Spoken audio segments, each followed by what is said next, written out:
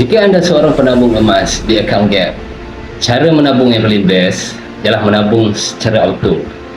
Itu kata mentor saya, dan saya yakin itu cara yang sangat berkesan untuk individu yang macam saya, yang mana memang susah untuk menabung sebelum ni.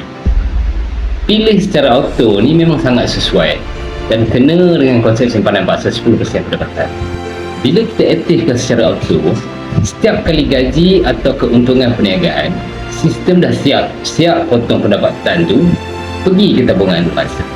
Saya suka tak suka, 10% tu dah selamat dari habis macam tu je setiap bulan. Dah selamat duduk dalam akaun Gap sebagai emas.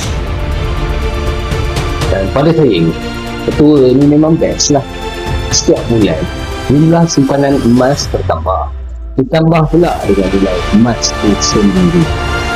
Nilai emas semakin meningkat seiring dengan susut nominal atau wang kertas tanpa kita sedar.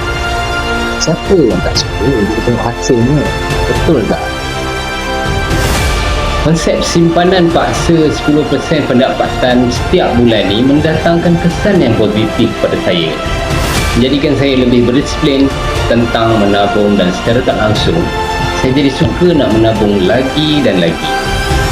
Automatik melatih diri menabung sampai jadikan rutin, tabiat, dan insyaAllah jadi sebahagian dari hidup, seperti mana kata-kata dari pakar kewangan Malaysia iaitu Tuan Azizi Ali. Jadi pada yang dah menabung, teruskan konsisten. Pada yang masih belum dan masih berkira-kira untuk menabung, jom ikut langkah kami, para penabung, dan akan nampak bestnya menabung secara auto di akaun emas public Gap.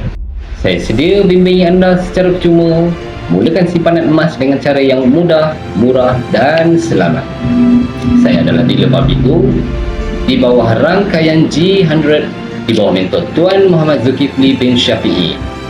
Boleh terus hubungi saya di nombor 018 579 0025 atau dengan menekan link di bio.